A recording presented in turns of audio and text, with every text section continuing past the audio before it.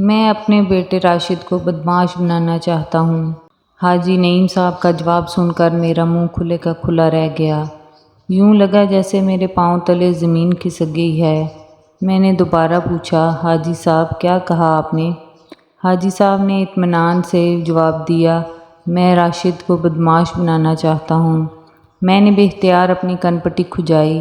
حاجی صاحب کو میں 20 سال سے جانتا ہوں، انتہائی ڈیسنٹ انسان ہیں، ریٹائرڈ بینک آفیسر ہیں، نہایت ہوش لباس ہونے کے ساتھ ساتھ نہایت شریف بھی ہیں، ہمیشہ سے تعلیم کے حق میں رہے ہیں، ماشاءاللہ 4 بیٹوں کے باپ ہیں، بڑا بیٹا لندن میں انجینئر ہے، دوسرا امریکہ میں ڈاکٹر ہے اور تیسرا کینیڈا میں پائلٹ ہے، جبکہ چوتھا راشد پاکستان میں ہی رہتا ہے، حاجی صاحب کے ساتھ رہتا ہے اور سیکنڈ ایئر کا اسٹوڈنٹ ہے۔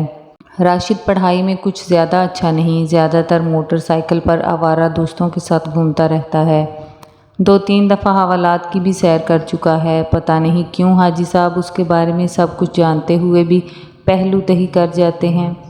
آج اتفاقاً حاجی صاحب سے ملاقات ہو گئی تو میں نے پوچھ ہی لیا کہ آپ راشد کو کیا بنانا چاہتے ہیں؟ حاجی صاحب کا جواب میرے ہوش اڑانے کے لیے کافی تھا۔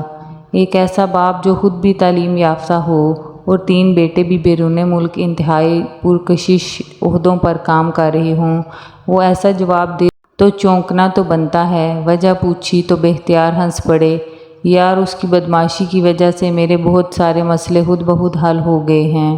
ویسے بھی کم بخت ہے تو آوارہ، لیکن سستے جذبات اس میں کوٹ کوٹ کر بھرے ہوئے ہیں۔ میں نے آنکھیں پھاڑ کر پوچھا، کیا مطلب؟ حاجی صاحب دوبارہ ہنسے، دیکھو میں تو ٹھہرا بزدلی کی حد تک شریف انسان، بجلی کا پورا بل بھرنے کے باوجود جب لائن مین مجھ سے آ کر مشکوک انداز میں کہتا تھا کہ آپ کا میٹر کیوں آہستہ چلتا ہے تو میں خوفزدہ ہو جاتا تھا اور قسمیں کھانے لگتا تھا کہ مجھے کچھ نہیں پتہ۔ اس پر لائن مین اور زیادہ شیر ہو جاتا تھا اور دھمکی دیتا تھا کہ اگر اسے کچھ پیسے نہ دیے گئے تو وہ اوپر شکایت لگا دے گا، جس کے نتیجے میں نہ صرف میٹر کاٹ جائے گا بلکہ لاکھوں روپے کا جرمانہ بھی بھرنا ہوگا۔ میں ہر دفعہ اسے بلا وجہ خوش کرنے کے لیے 2000 دے دیا کرتا تھا۔ اس بات کی خبر میرے چھوٹے بیٹے راشد کو ہوئی تو اس نے اپنے انداز سے لائن مین سے بات کی۔ فائدہ یہ ہوا کہ لائن مین خوفزدہ ہو گیا اور اب جب بھی آمنا سامنا ہو تو سلام لے کر چپکے سے نکل جاتا ہے۔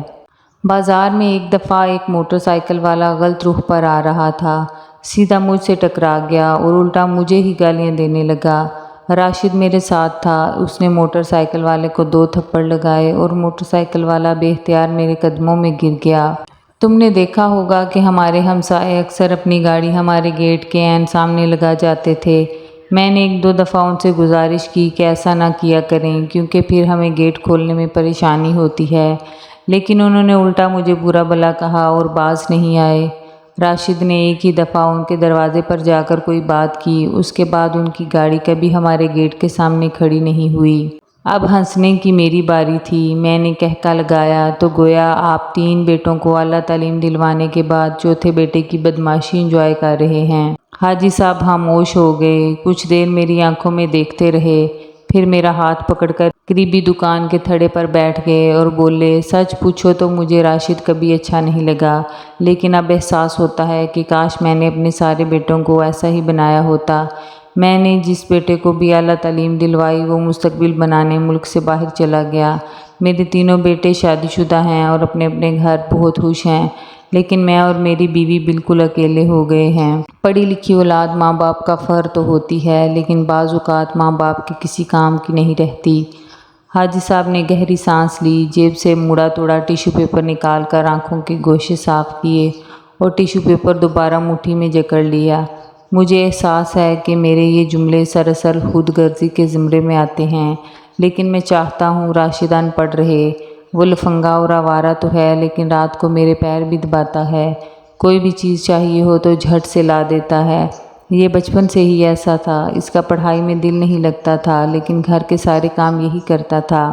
جب اس کے تینوں بڑے بھائی تعلیم حاصل کر رہے تھے اور کتابیں کھولے پڑھ رہے ہوتے تھے تو یہی سبزی لاتا تھا، بڑے بھائی اکیڈمیوں میں چلے جاتے تھے اور یہ تندور سے روٹیاں لانے کا فریضہ سر انجام دیتا تھا، میری گاڑی بھی یہی صاف کرتا تھا، گھر کے چھت والے پنکھے بھی اسی نے صاف کیے، اسے بڑے بڑے الفاظ نہیں آتے، چھوٹی چھوٹی سی باتوں پر مجھے حوصلہ دیتا ہے، فلمی انداز میں ڈائلاگ مارتا ہے کہ ابو میرے ہوتے ہوئے آپ کو فکر کی کوئی ضرورت نہیں ہے۔ میری دعا ہے کہ یہ سیکنڈ ایئر میں پھر فیل ہو جائے تاکہ نہ کبھی تعلیم حاصل کرے نہ ہمیں چھوڑ کر باہر جائے۔ پتہ نہیں کیوں مجھے یقین ہے کہ یہ بدماش مرتے دم تک ہمارے ساتھ بھی رہے گا اور ہمارے بڑھاپے کا سہارا بھی بنے گا۔ ناظرین، ویڈیو کو لائک اور چینل کو سبسکرائب کرنا نہ بھولیے گا۔ شکریہ۔